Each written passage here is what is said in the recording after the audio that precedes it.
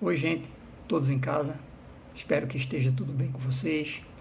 Essa nossa aula de hoje vai ser para aquelas pessoas que não são do curso de Direito. Por quê? Porque nós vamos ter uma conversa básica sobre direito empresarial. Nós vamos falar um pouquinho sobre a figura do empresário e também das sociedades. Bom, o ponto de partida da nossa aula de hoje é a figura do empresário. Por quê? Para que ele possa desempenhar de forma regular as suas atividades, ele tem por obrigação de observar uma série de requisitos legais. E esses requisitos, eles vão estar contidos justamente no Código Civil de 2002, ao definir no artigo 966 a figura do empresário. Assim diz: considera-se empresário quem exerce profissionalmente atividade econômica organizada para a produção ou a circulação de bens ou de serviços. Parágrafo único. Não se considera empresário quem exerce profissão intelectual de natureza científica, literária ou artística, ainda com concurso de auxiliares ou colaboradores, salvo se o exercício da profissão constituir elemento da empresa. Então, este artigo ele vai nos dizer apenas e tão somente quem é a figura do empresário. Ele não vai dizer quem pode ser. E aí eu chamo a atenção de vocês para esse parágrafo único. Não se considera empresário quem exerce profissão intelectual de natureza científica, literária ou artística. Vejam bem, minha gente, aquelas pessoas que escrevem as suas literaturas, editam as suas obras e dali tiram o seu sustento. Aqueles artistas que tocam nos barzinhos, não é? E que cobram o couvert artístico e que dali tiram o seu sustento.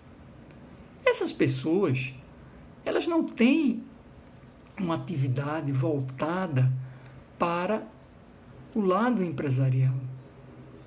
Elas apenas dependem única e tão somente das suas atividades para a sua sobrevivência, de maneira mais simples, mesmo que precise de uma outra pessoa para lhe auxiliar.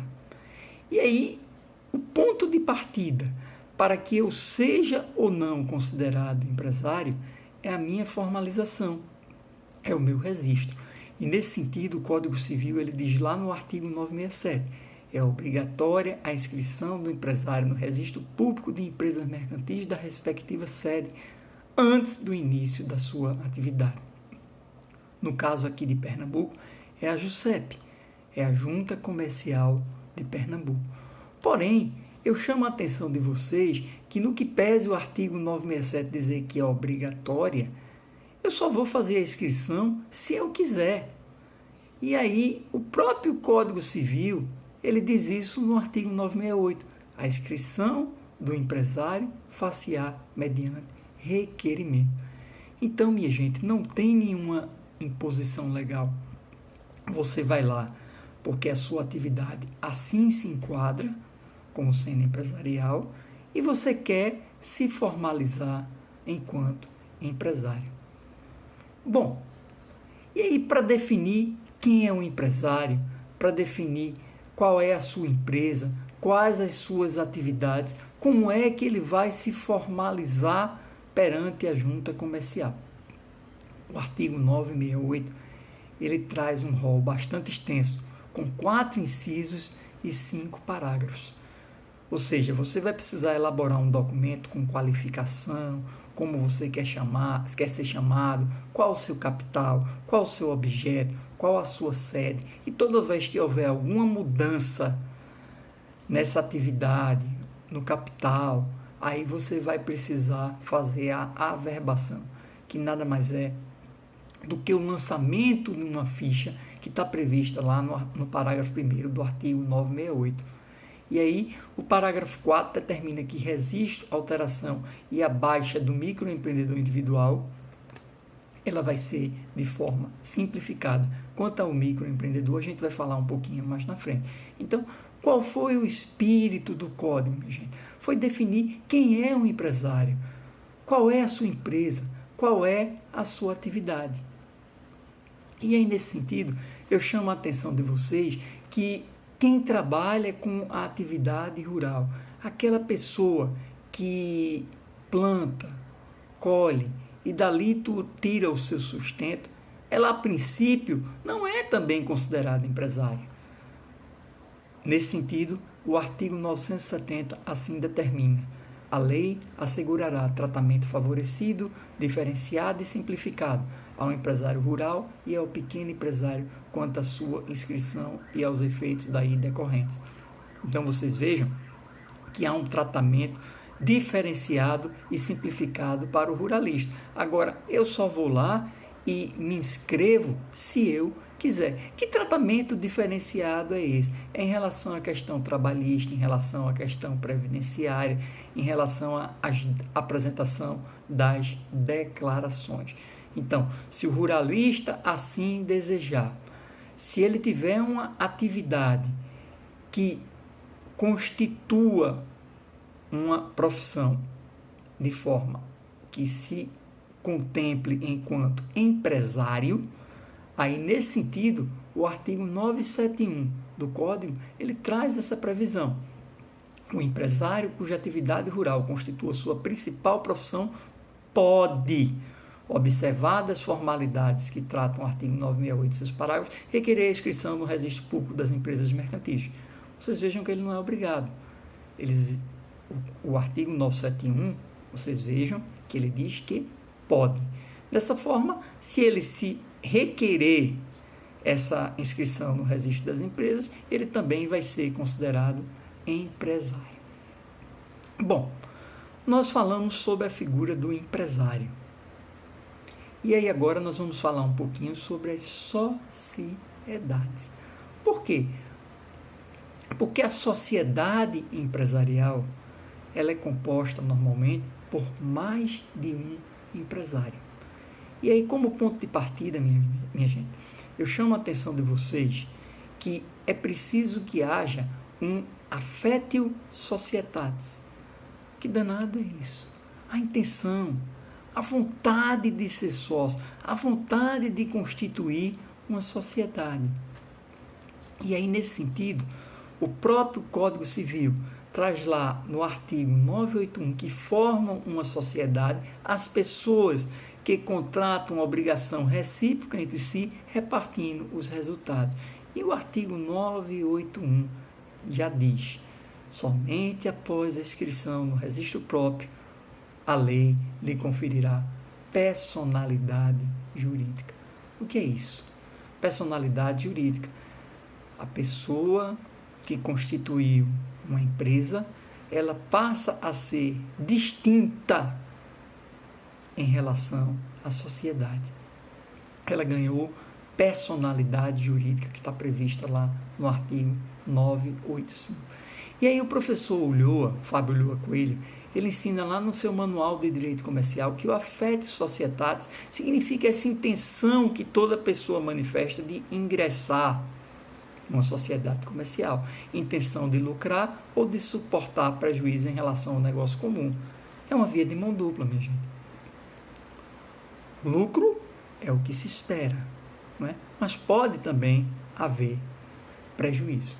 E aí, o professor Mamed, lá no Manual de Direito Empresarial dele, ele diz: entre os diversos tipos de contrato que podem ser celebrados pelas pessoas, está o contrato de sociedade, artigo 981 a 985 do Código Civil, que é um negócio plurilateral, por meio do qual duas ou mais pessoas, natural ou jurídica, ajustam entre si a constituição de uma sociedade que poderá ou não ter personalidade jurídica. Eu lembro a vocês que o artigo 981 diz: celebram contrato de sociedade as pessoas, no plural.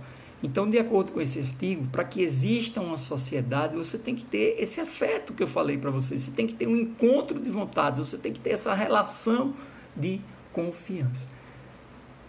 E aí, nesse contexto, é a partir desta relação de confiança que vão surgir os tipos de sociedades. Por quê? Porque os tipos de sociedade é que vão definir as responsabilidades dos sócios dentro do contexto societário. E aí vai ter que ser observada as regras específicas de participação de cada um. E aí, para que eu possa constituir uma sociedade, está tudo previsto lá nos artigos 1039 a 1092 do Código Civil. Lá estão os tipos societários. Mas o que é que diz o artigo 983?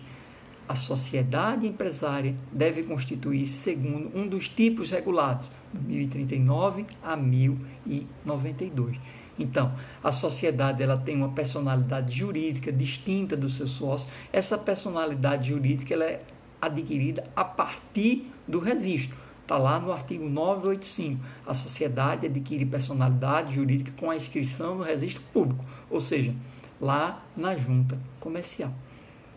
E aí, dentro do contexto societário, nós temos alguns tipos de sociedade. A primeira delas, sociedade em nome coletivo, que está prevista lá nos artigos 1039 a 1044. Nessa sociedade, duas ou mais pessoas se unem para comercializar em conjunto sob uma firma e o capital social é dividido em cotas. Ela é também chamada de companhia. Nós temos a sociedade em comandita simples, que está prevista lá nos artigos 1045 a 1041. É uma sociedade empresarial, é uma associação de pessoas para fins empresariais. E aí, nesse sentido, nós temos dois tipos de sócios. Os comanditários ou capitalistas, que vão apenas responder pela integralização da cota. Eles prestam única e tão somente o capital e não o trabalho. E nós temos os comanditados ou comandantes, aqueles que entram efetivamente com capital e assumem a direção da empresa. E aí vão responder ilimitadamente perante terceiros. Sociedade limitada, esta é a mais comum. Está prevista lá nos artigos 1052 a 1087. A responsabilidade de cada sócio é restrito à sua cota. E todos respondem pela integralização, ou seja, pela disponibilização do seu capital social. A responsabilidade ela é limitada, como o nome já diz. A sociedade anônima é para grandes empresas. E aí ela tem uma característica um pouco diferente. Por quê? Porque ela é uma sociedade de capital e não de pessoas. E aí, nesse sentido, o capital dela está dividido em ações.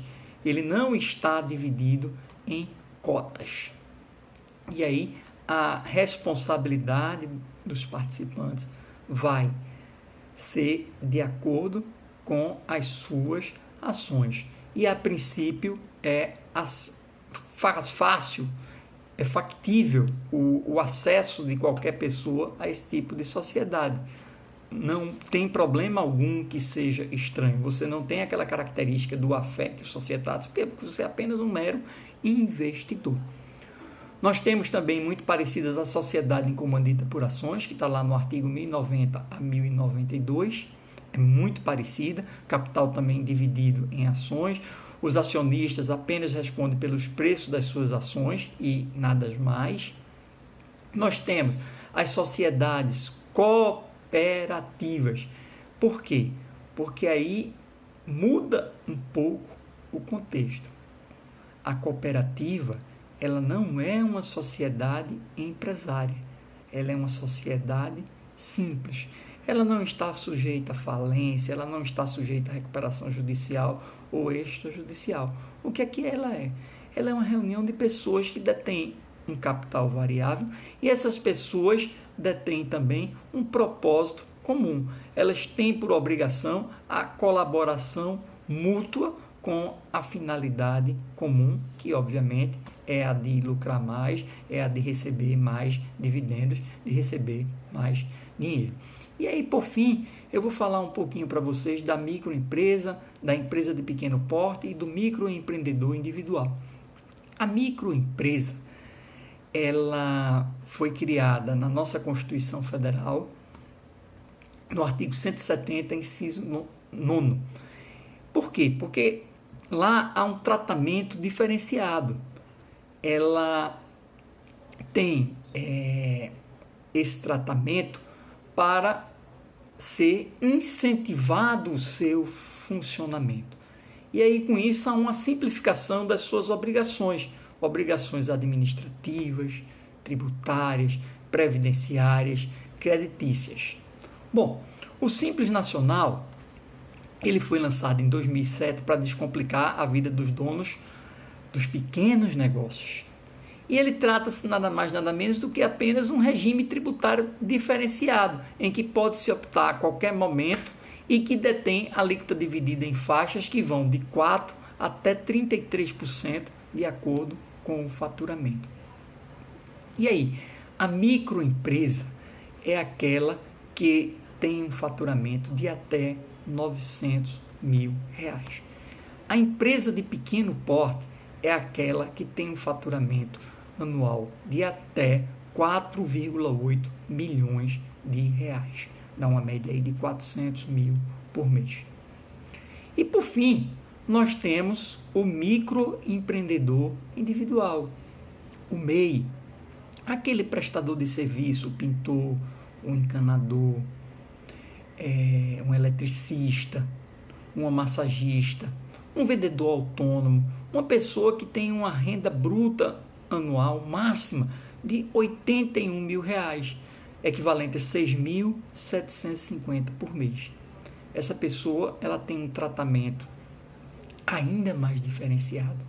Nesse caso está incluído aí até o seu INSS, tá? Então, ela vai ter direito à aposentadoria, ela vai ter direito a um benefício se porventura alguma coisa acontecer com ela, a uma pensão, e aí vai ter uma contabilidade diferenciada e um pagamento aí que gira em torno de perto de R$60 por mês, já com tudo incluído.